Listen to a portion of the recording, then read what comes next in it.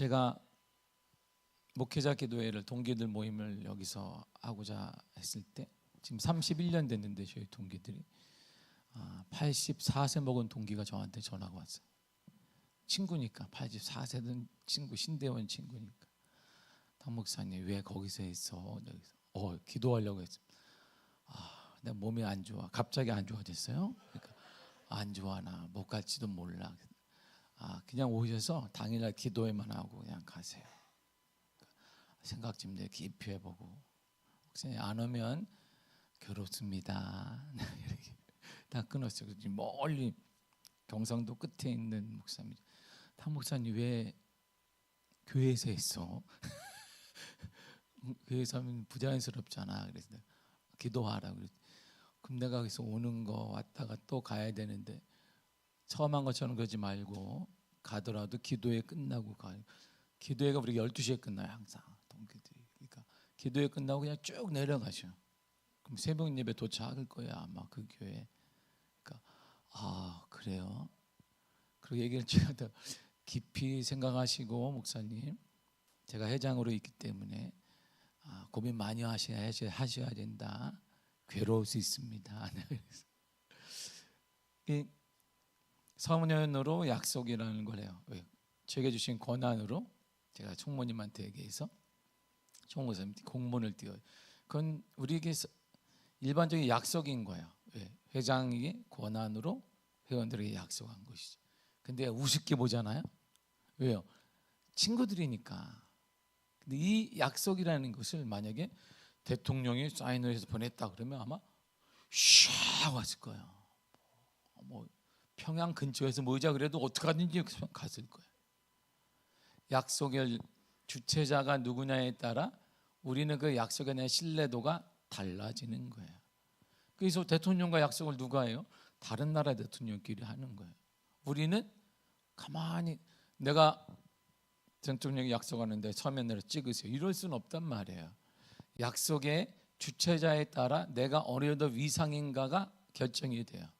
내 실력과 모든 것들은 나와 약속을 체결하는 사람이 누구인가에 따라 결정이 되는 것입니다.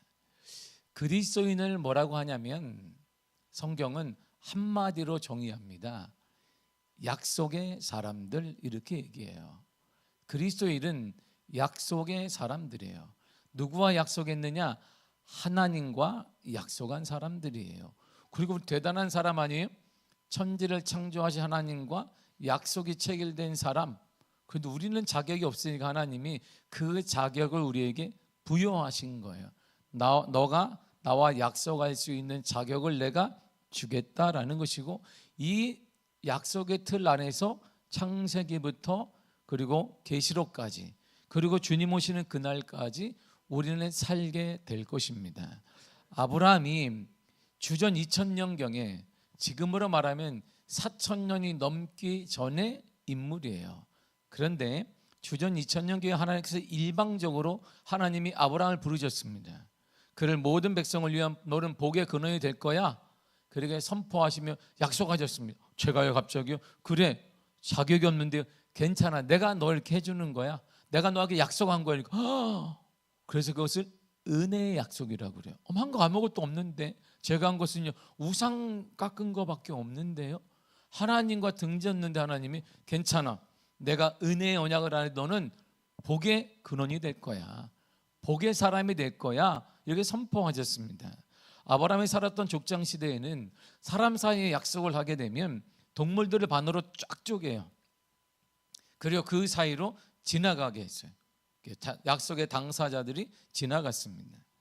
그래서 언약을 거행했습니다.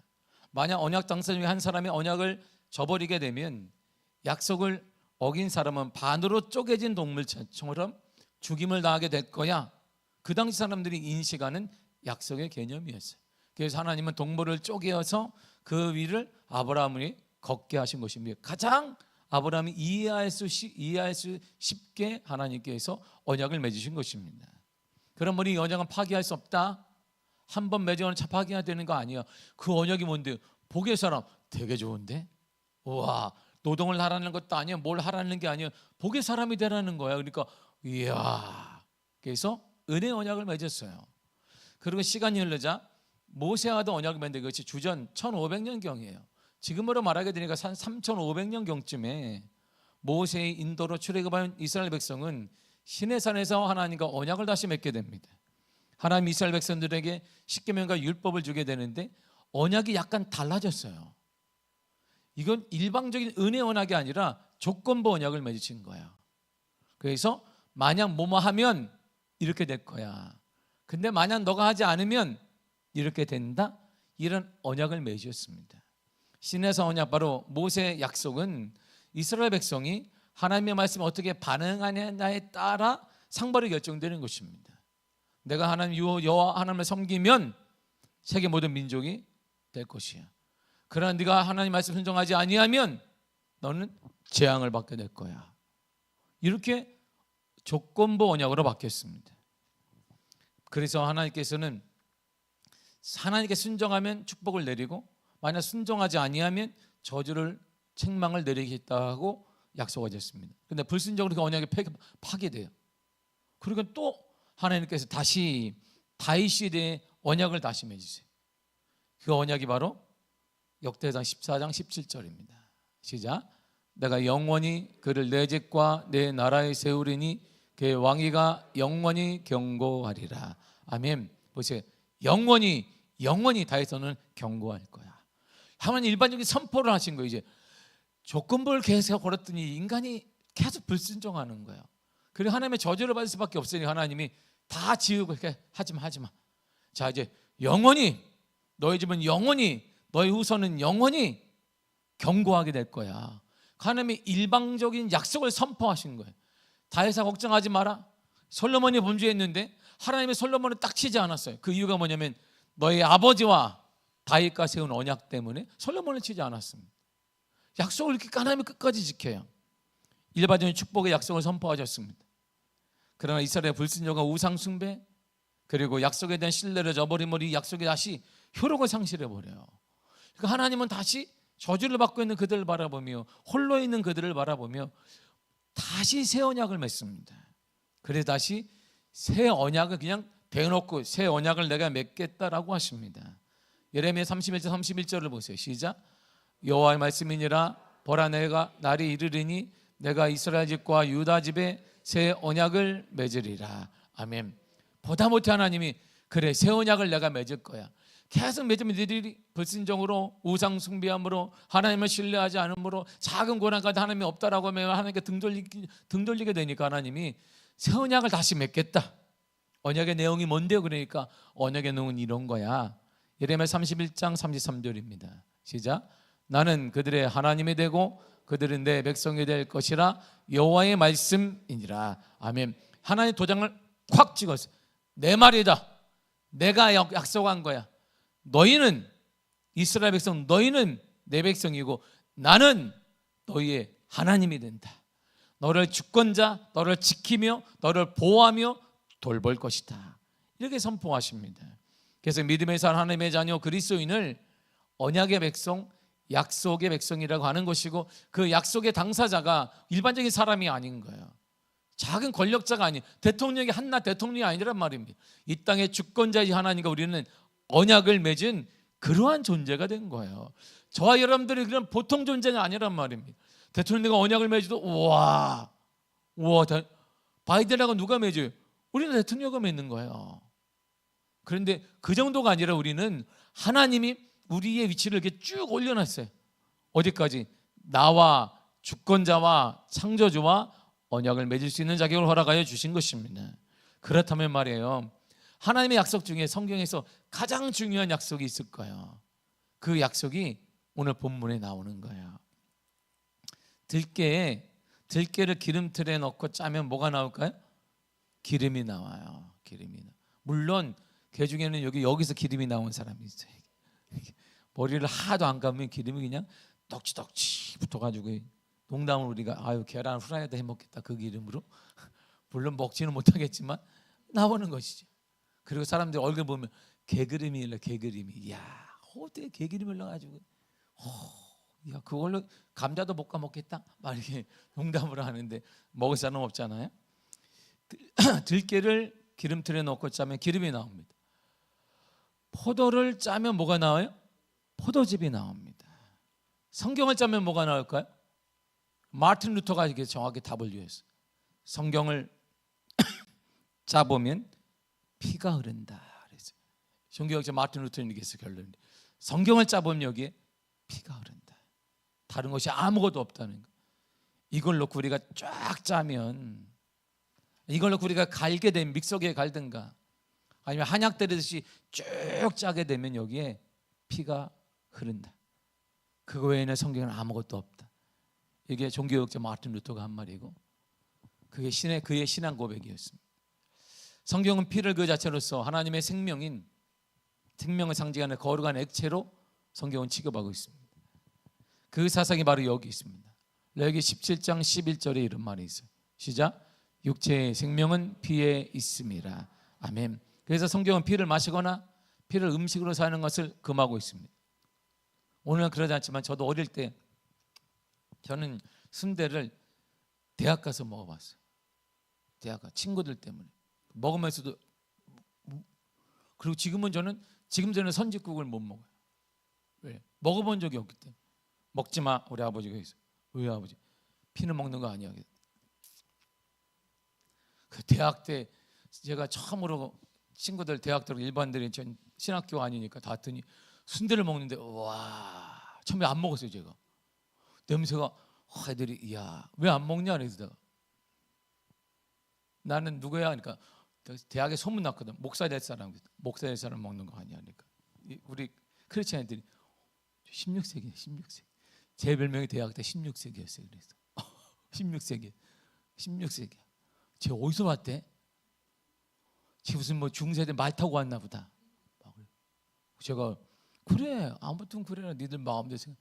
저기서 우리 영문학인데 야 미팅 나가라 했어요. 제가 미팅은 안 나가는데 3월을 소개시켜주면 나간다. 그러니까 미쳤나 봐 제가 막 이랬단 말이에요. 그리고 참은 게 우리 지금 저기 앉아 계신 분. 할렐루야. 웃지 말아요. 중요한 얘기 하는데 무슨 생명을 걸고 얘기하는 저한테. 저는 먹지 않았어요. 왜? 우리 아버지가 너무나 고지식해서 먹으면 안 돼. 그래서 저는 대학 때 그때 한번 먹고 난 다음에 우리 아버지가 이 맛이 있어서 먹지 말라 그랬나? 순대를 지금도 잘 못 먹어요. 선짓국은 아예 못 먹습니다. 왜? 그때 계속 아버지 피는 먹는 거 아니야. 그래서 내가 지금은 달라졌는데 신학적인 해석에 의해서 달라졌지만 그다음에 저희 아버지 저한테 그렇게 그대로 가르치셨어요. 그럼 먹으면 안 된다. 그래서 지금도 저는 선짓국은 못 먹어요. 먹고는 싶다. 몸에 좋다는데 왜 좋을까 생각하다가 좋은 게 얼마나 많은데 세상에 먹을 게 얼마나 피까지 먹냐. 일상 이런 생각. 제가 동기들한테 하는 말이 있어요. 닭발을 좋아하는 친구들한테 세상에 먹을 게 얼마나 많은데 발까지 먹니? 세상에 곱창을 막 내자 곱창을 세상에 얼마나 많은데 껍데기도 많고 고기도 많은데 왜 안에 있는 것까지 먹니? 참 곱창을 맛있다고 먹는 널려서 세상에 고기가 근데 왜 안에 있는 부속물까지 먹니? 이렇게 제가 농담으로 제가 하기는 합니다. 피는 생명이라고 했기 때문에 그래서 유대인들은 먹지 않았어요. 인간의 생명 하나님께서 수유하신 것입니다. 그래서 그분만이 주장할 수 있는 거예요. 인간의 타인의 생명을 해하는 것은 하나님의 권리에 도전하는 것이며 침해하는 것입니다. 그래서 하나님만이 주장할 수 있는 피를 마시는 것, 피를 먹는 것, 피를 음식에 사용하는 것은 성경에서 금했던 것입니다. 피의 제사의식이 그러니까 이 생명과 같은 생명을 의미하는 피를 제사 때 위해서 유대인들이 사용한 것입니다. 레위기 1장의 7절 보게 되면 희생제사에 대한 기록이 있는데 번제와 화목제와 속건제입니다. 피가 제단 사면에 쫙 뿌려져 있어요. 속죄제를 드릴 때는 제사장이 수송아지의 피를 손가락에 찍어서 성소 앞에 7번 뿌린 다음에 나머지를 제단불에 다 바르도록 하고 나머지 피가 나오면 제단 아래에 다 쏟아부었습니다. 한 방울도 남기지 않고 다 쏟아부었습니다. 레위기 14장에 보게 되면 문둥병의 정결 의식에도 속건제 이상의 피가 사용되어 있습니다. 제단을 통해 피를 다 뿌리게 되었단 말입니다. 또한 출애굽 사건과 시내산 언약도 또한 피를 통해 하나님의 역사가 일어나게 된 것입니다. 피의 제사 의식은 이스라엘 집의 모든 생명이 대속의 은총으로 구원을 받았음과 또한 생명이 하나님께 바쳐졌음을 상징하는 성별 의식이었습니다. 속죄의 대원칙에 대해서 분명합니다. 원칙은 딱 하나밖에 없습니다. 죄를 속함 받는 것, 우리 죄가 속죄함 받는 것, 그것은 바로 성경에는 딱 하나만을 얘기합니다. 히브리 9장 22절입니다. 시작. 율법에 따라 거의 모든 물건이 피로써 정결하게 되나니 피 흘림이 없은즉 사함이 없느니라. 아멘. 피가 없으면 사함받지 않는다. 우리의 죄를 사함받는 것, 우리가 정결하게 되는 것, 하나님의 의에 사는 것, 하늘나라 가게 되는 것, 이 땅에서 하나님의 은혜와 보호와 형통을 바라는 것, 하나님의 치유를 바라고 하나님의 역사를 바라는 방법이 하나밖에 없다. 피가 있어야 된다. 피 흘림이 없으면 아무것도 안 돼. 이게 성경이 우리에게 정의하는 것입니다. 이 정의는 지금도 똑같습니다. 예수 그리스도는 어제나 오늘 영원토록 동일하시기 때문에 이 약속은 동일한 것입니다. 제사함과 정결은 오직 피를 통해서만 가능하다는 것입니다. 하나님의 약속, 하나님의 약속의 하나님이십니다. 그걸 약속을 반드시 지키십니다. 하나님의 어떤 분이 약속을 지키십니까? 민수기 23장 19절이 이렇게 말씀하고 있습니다. 시작. 하나님은 사람이 아니시니 거짓말을 하지 않으시고 인생이 아니시니 후회가 없으시도다. 어찌 그 말씀하신 말을 행하지 않으시며 하신 말씀을 실행하지 않으시랴. 아멘. 한 말을 반드시 실행한다. 오늘 우리 정치를 보세요. 한 말인데 예전에 했는데 바뀌었습니다. 대통령이 바뀌면 난리가 납니다. 이 나라가 난리가 나요. 정치인도 난리가 납니다. 하나님은 우리가 신실하도 믿을 만한 하나님이라고 하는 것을 그분은 절대 하신 말씀을 반드시 실행하는 분이기 때문인 것입니다. 하나님은 바꾸지 않으십니다. 하나님이 인간이 아니십니다. 인간은 바꿀 수 있지만, 인간은 정략에 따라 바꿀 수 있습니다. 인간은 상황에 따라 바꿀 수 있지만 하나님은 인간이 아니시기 때문에 하신 말씀을 반드시 실행하십니다. 이스라엘 백성들이 고통과 어려움을 당하고 있었습니다. 그 이유는 바로 요셉을 알지 못하는 사람이 이집트의 왕이 되었기 때문입니다. 요셉을 알고 있는 사람이 있어요. 왕이 요셉이 그런 사람, 우리가 형통해야 되는 거 요셉 때문이야. 요셉 때문에 우리나라가 강성해진 거야. 요셉 때문에 우리나라가 크게 번성하게 된 거야. 그런데 시간 여름에 따라 잊혀져 버렸어요. 새로운 이집트 왕이 등극했습니다.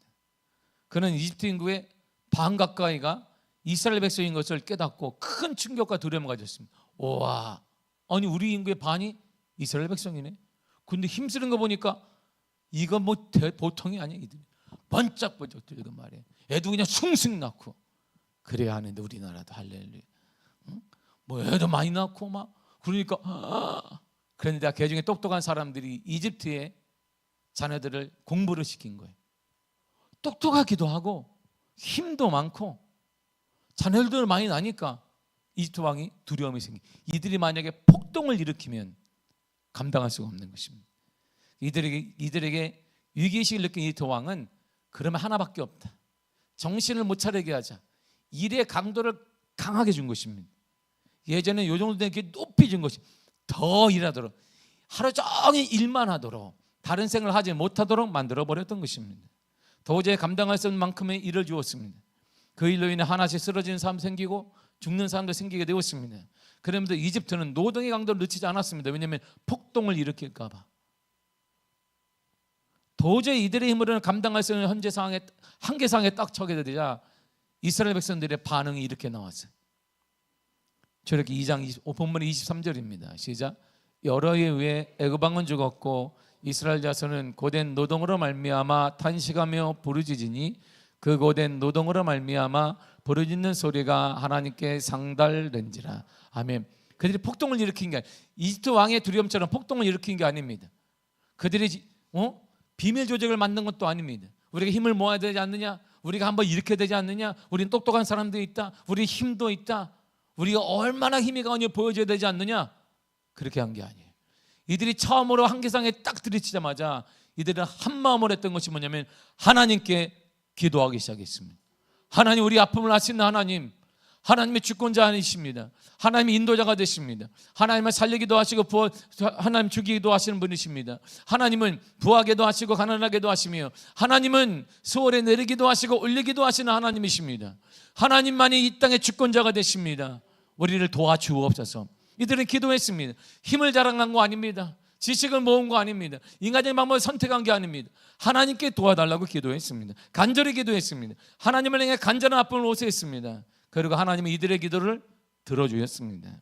하나님께서 기도를 들으신 이유를 성경은 딱 정확히 얘기해요. 이게 중요해요. 왜 하나님은 들어줬을까?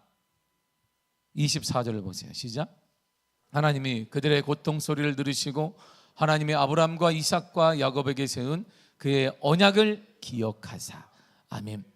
하나님께서는 이스라엘의 기도를 들어주셨어요. 이들의 기도가 땅에 떨어지지 않게 하셨으면 그 이유가 뭐냐면 언약 때문이라는 거예요. 우리가 잘났기 때문이 아니고 신실하기 때문이 아니란 말입니다. 거기 하나님이 너 잘났고 신실했느냐? 이야 너는 믿음을 지켰느냐? 그런 말이 전혀 없습니다. 이유는 딱 하나였어요. 약속 때문이다. 아브라함과 이삭과 야곱에게 세운 약속 때문이다.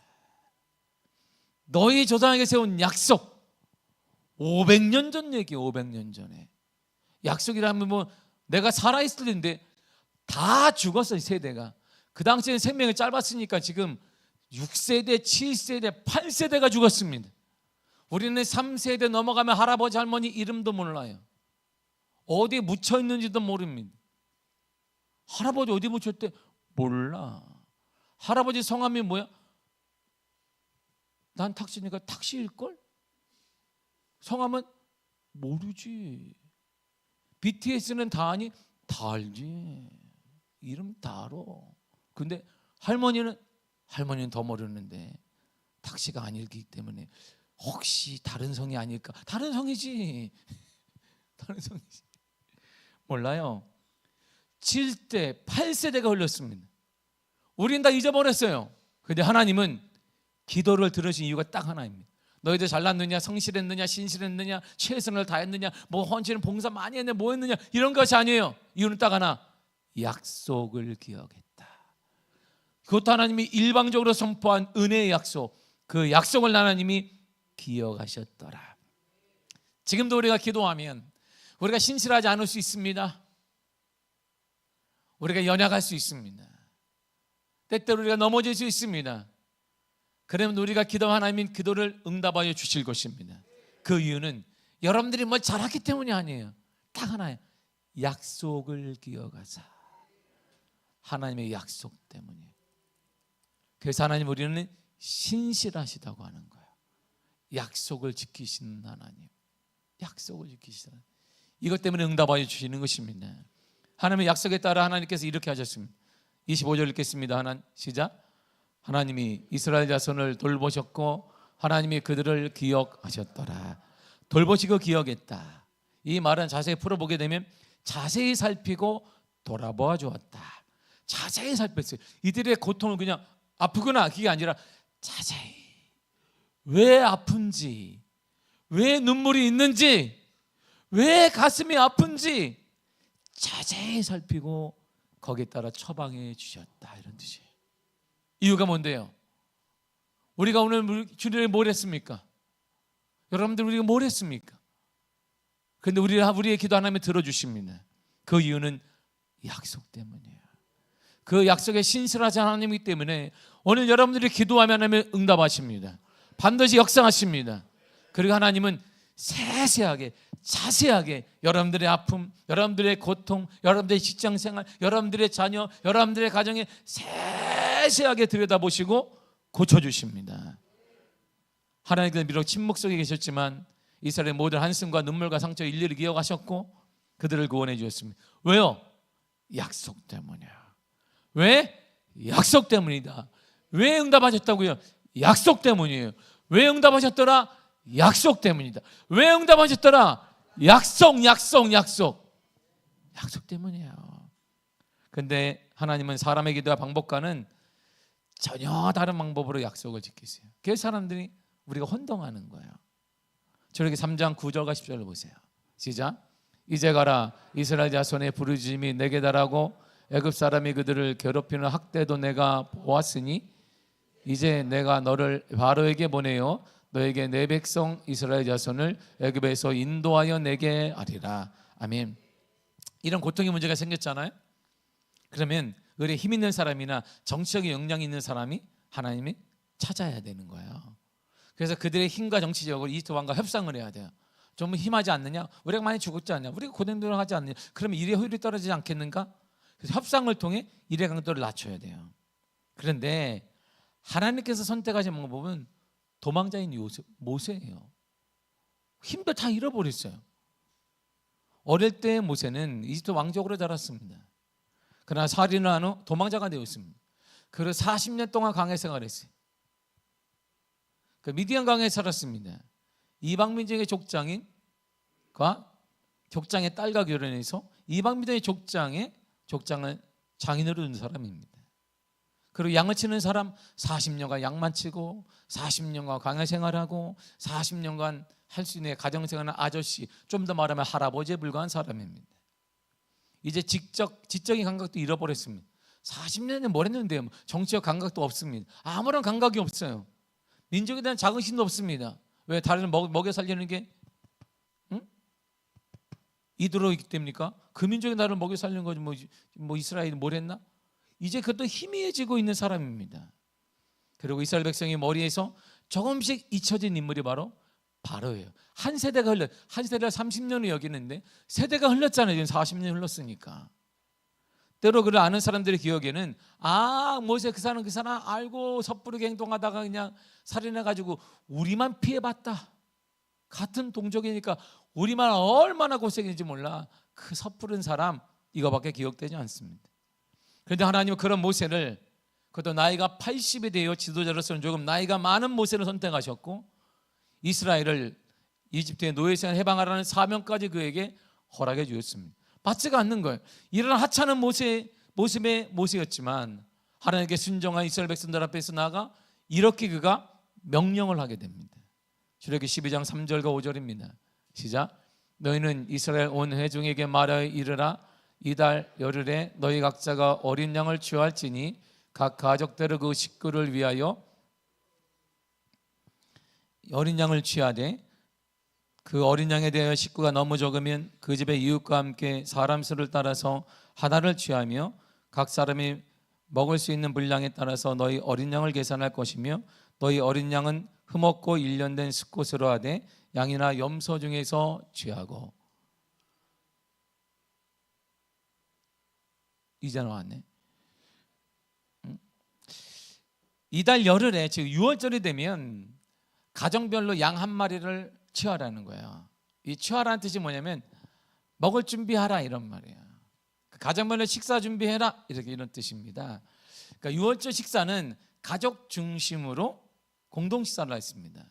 그런데 거기에 필요한 건 1년 된 한 마리의 양이나 염소를 소비해야 되는데 최소 그게 10명 단위예요. 그러니까 이스라엘 백성들의 가족 단위가 몇 명이냐면 10명이었다는 거예요. 그러니까 자녀를 얼마나 많이 낳았는지를 알 수 있는 거예요. 그래서 이스라엘 백성들이 가장 큰 축복이 뭐냐면 생육하고 번성하는 것인데 우리나라의 가장 큰 문제는 뭐냐면 코로나보다 더 무서운 국방의 인구보다 더 무서운 모든 나라에서 가장 무서운 질병 중에 하나가 한국에 임했다고 하는데 바로 그것이 출산율의 저하라고 합니다. 생육하고 번성. 그러니까 이스라엘은 10명 단위로 가족이 기본적인 가족하면 10명. 우리는 가족하면 요즘에 둘, 하나 이렇게 하나, 둘 많으면 하나니까 셋 이렇게 이게 가족이고 정말 은혜 받으면 넷을 낳았다. 이렇게 둘을 낳았으니까 부모하고 이렇게 그러지만 이스라엘은 기본적으로 10명 단위를 한 가족으로 모았기 때문에 한 양을 먹을 수 있는 단위가 10명이었습니다.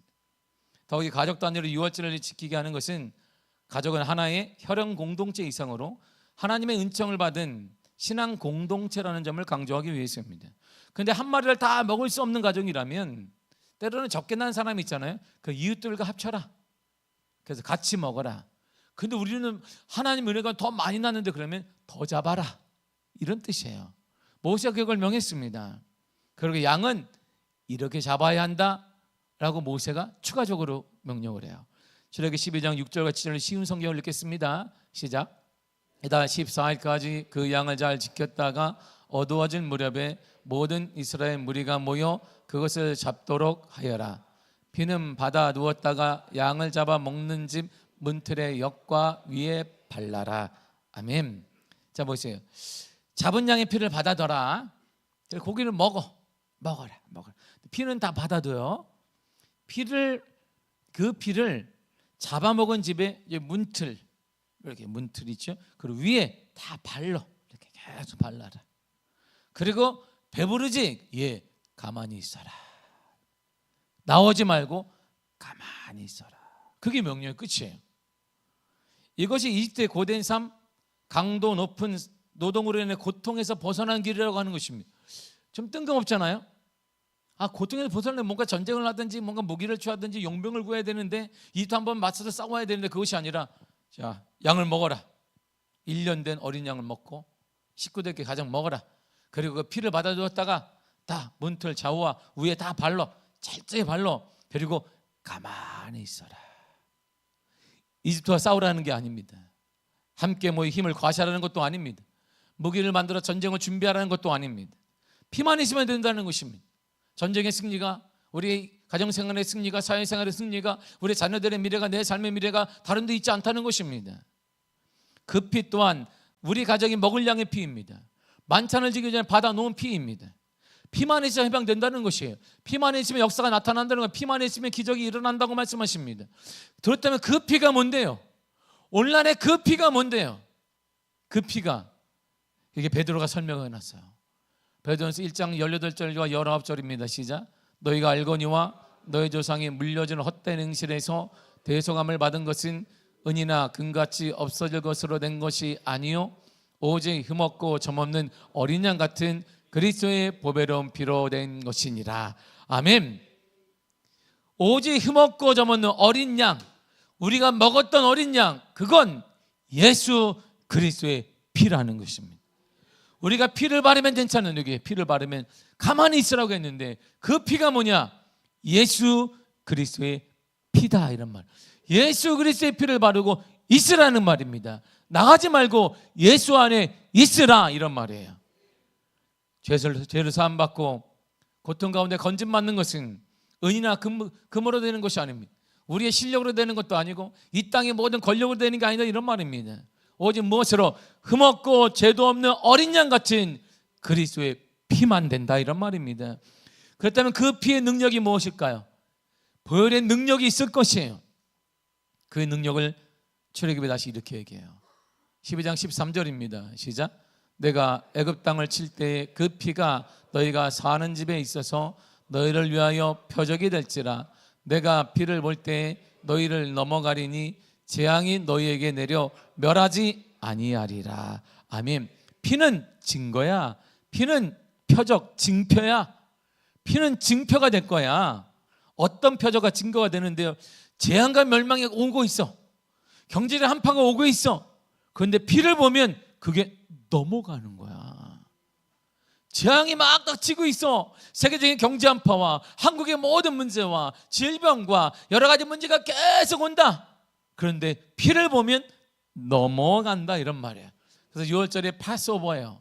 넘어가는 거, 6월절이 넘어가는 것입니다.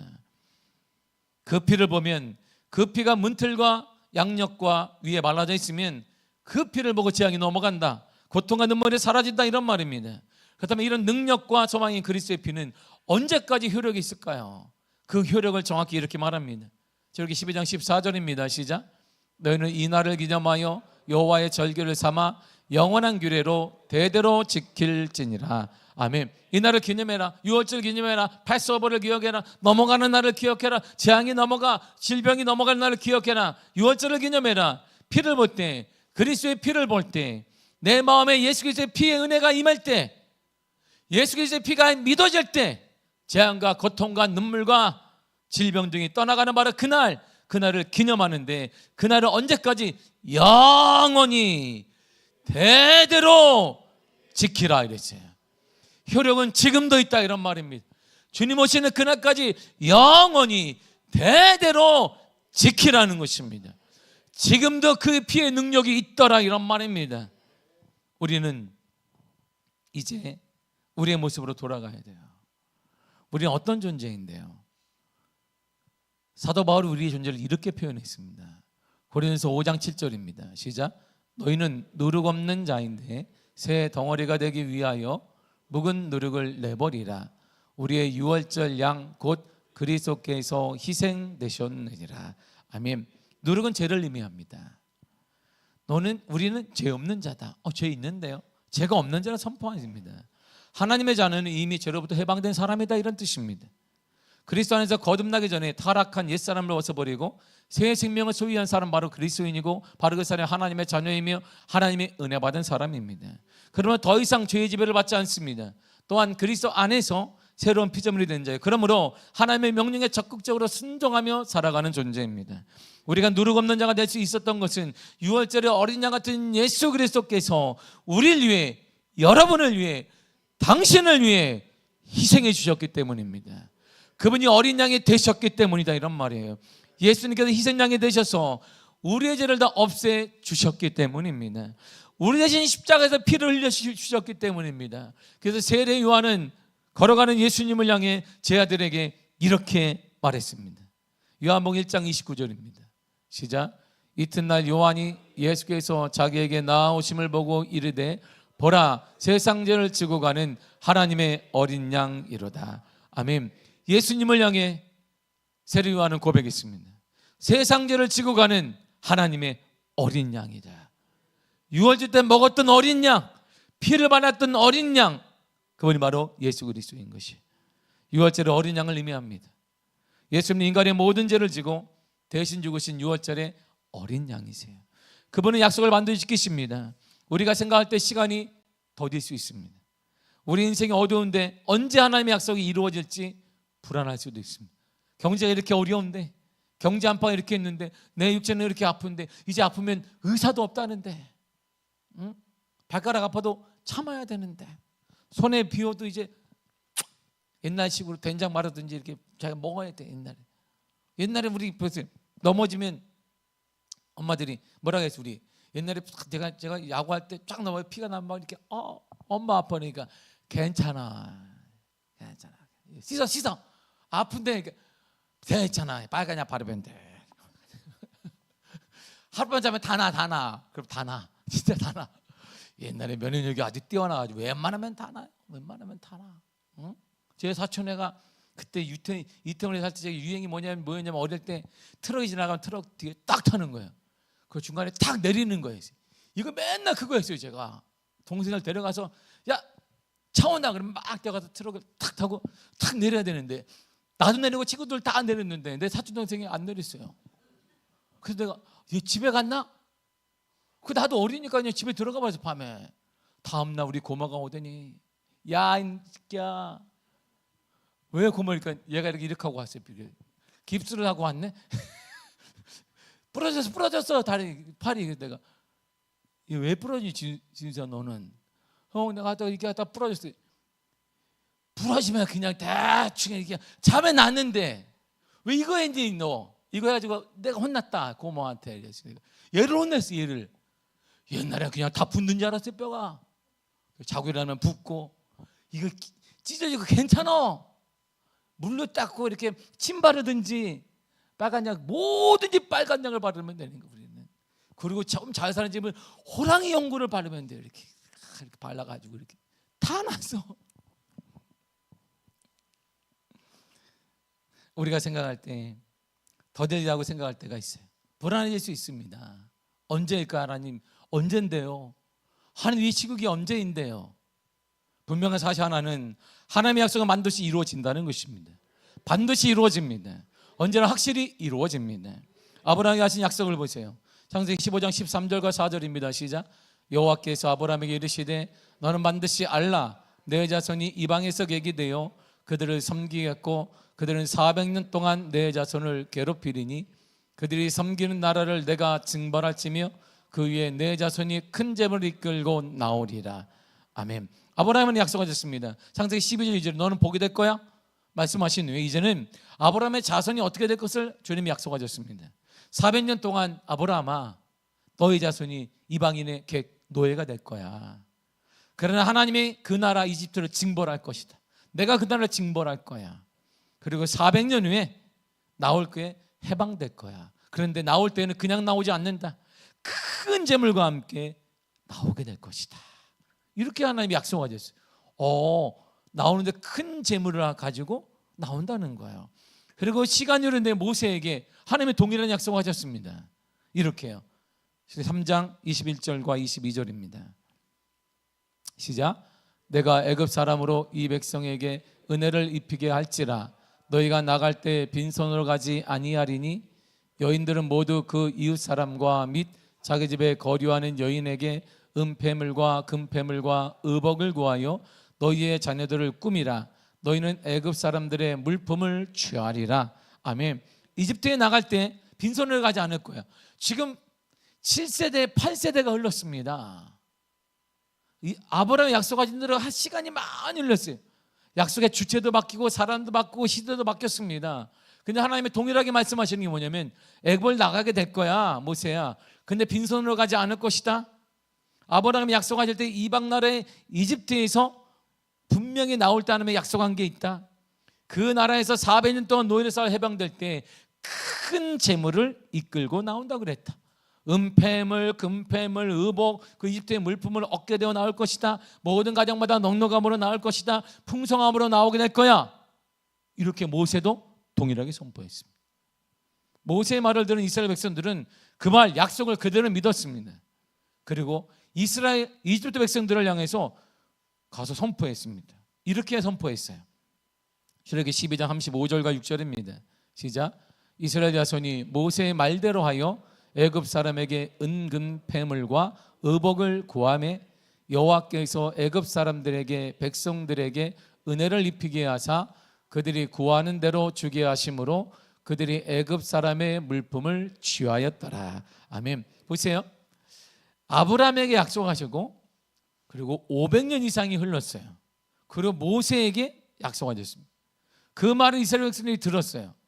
35절에 뭐라고 하냐면 이스라엘 자손이 모세의 말대로 했다. 이집트 사람을 찾아갔어요. 우리 나갑니다. 은, 금, 폐물 달라. 그리고 의복을 달라. 미친 짓이지 남한테. 근데 약속을 믿었습니다. 모세가 그렇게 하라고 했어요. 왜? 하나님이 아브라함에게 약속하셨으니까 얘기하라. 이들이 믿음을 가지고 찾아가서 동일하게 말했습니다. 그래서 이들은 이집트 사람들에게 구했고 그들이 또 그 말을 듣자마자 은, 금, 폐물과 의복과 큰 재물까지 주었습니다. 이들이 말할 때 성경이 뭐라고 하냐면 하나님의 약속을 믿고 믿음으로 선포할 때 하나님께서 직접 이스라엘 백성 이집트 사람들의 마음에 은혜를 베풀었다 그랬어요. 그들의 말을 들을 수 있도록 하나님의 마음을 녹여주었다 이렇게 말합니다. 그 결과 이스라엘 백성은 이집트 사람들의 물품과 큰 재물을 가지고 나올 수 있었습니다. 이처럼 하나님은 약속의 하나님이 되시고 약속을 반드시 이루십니다. 시대가 변해도 우리의 당사자가 변해도 하나님의 약속을 반드시 이루십니다. 사람이 바뀔 수 있어요. 시대가 바뀔 수 있습니다. 경제의 여건이 바뀔 수 있지만 그러나 분명한 사실 하나는 하나님의 약속을 반드시 이루신다는 것입니다.